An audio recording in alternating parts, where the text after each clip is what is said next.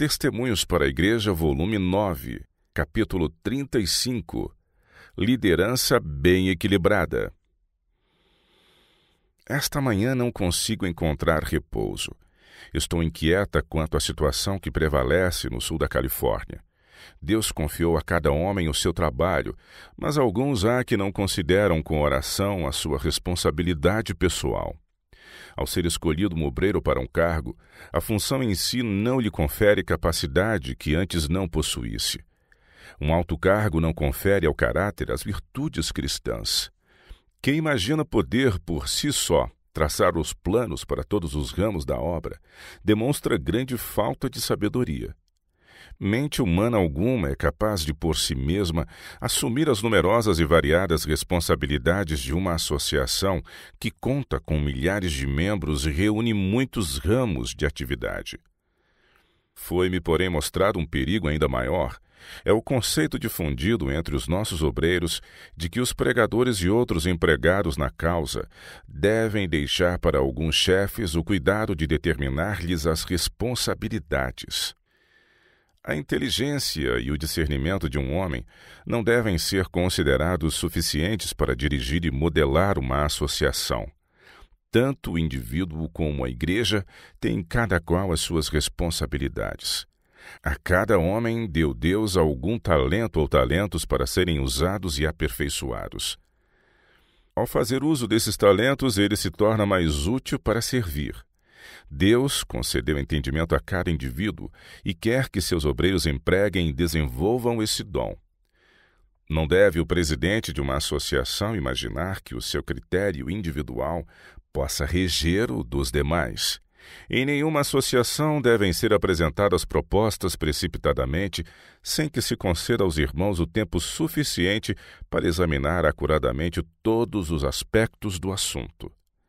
Tem-se pensado algumas vezes que, por haver sido o presidente da associação quem sugeriu certos planos, não haveria necessidade de consultar o Senhor a esse respeito. Dessa forma, foram aceitas propostas que não visavam ao bem espiritual dos crentes e cujas consequências tinham alcance que muito excedia o que era aparente no primeiro exame. Tais procedimentos não têm a aprovação divina.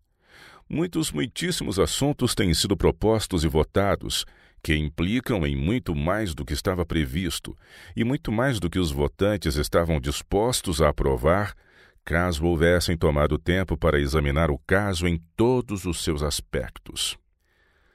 Neste tempo não podemos ser descuidados ou negligentes na obra de Deus. Se quisermos estar preparados para as provas que nos esperam, devemos cada dia buscar o Senhor com fervor.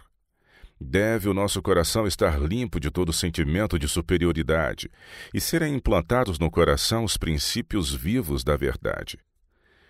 Os jovens e os idosos, bem como as pessoas de meia idade, devem praticar agora as virtudes do caráter de Cristo. Cada dia devem desenvolver-se espiritualmente a fim de chegarem a ser vasos de honra no serviço do Mestre. E aconteceu que, estando ele a orar num certo lugar, quando acabou, lhe disse um dos seus discípulos: Senhor, ensina-nos a orar, como também João ensinou os seus discípulos. Lucas 11, verso 1. A oração que, em resposta a este pedido, Cristo deu aos discípulos não foi feita em linguagem difícil, mas com palavras simples, expressando as necessidades da pessoa. É curta e refere-se diretamente às necessidades cotidianas. Cada pessoa tem a prerrogativa de apresentar ao Senhor as suas necessidades particulares, bem como ações de graças pessoais pelas bênçãos que cada dia recebe. Mas as numerosas orações longas, sem vida e sem fé que são feitas a Deus, em vez de lhe serem uma satisfação, são-lhe uma opressão. Oh, quanto precisamos nós de coração puro, convertido! Precisamos ter nossa fé fortalecida. Pedi e dar-se-vos-á é a promessa do Salvador. Buscai e encontrareis. Batei e abrir-se-vos-á.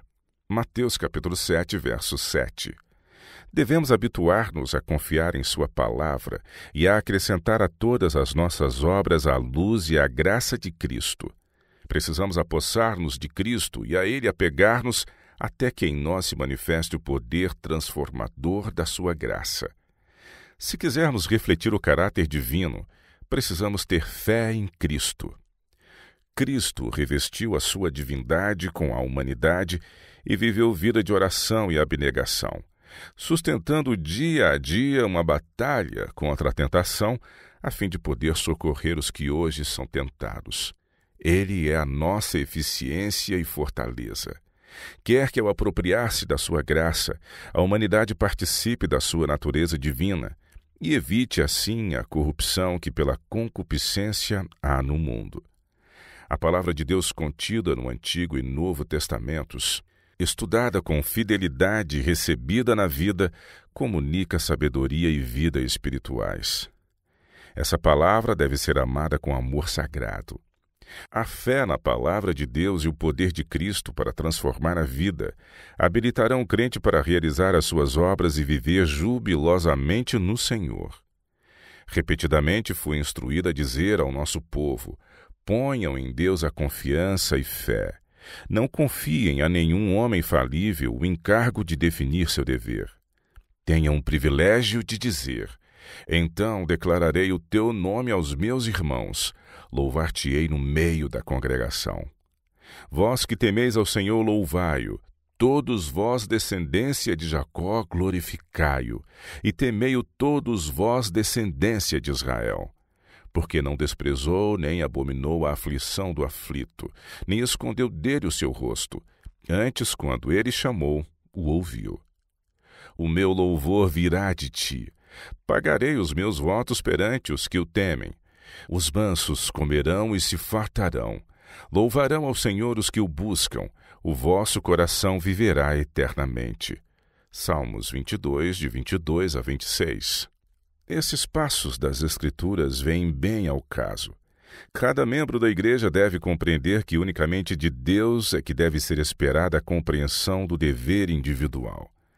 Bom é que os irmãos se consultem, mas quando os homens prescrevem aos irmãos exatamente o que devem fazer, respondam-lhes eles que escolheram por conselheiro ao Senhor. Os que com humildade buscarem verão que a sua graça é suficiente. Mas quando uma pessoa consente que outra se interponha entre ela e o dever que Deus lhe designou, confiando no homem e tomando-o por guia, desvia-se da base firme em que está para outra insegura e perigosa. Em vez de crescer e desenvolver-se, perderá a espiritualidade. Homem nenhum possui a faculdade de corrigir os seus próprios defeitos de caráter. Cada indivíduo deve pôr a sua esperança e confiança naquele que é mais do que humano. Devemos estar sempre lembrados de que a nossa ajuda está naquele que é poderoso. O Senhor providenciou o necessário auxílio para toda pessoa que o aceita.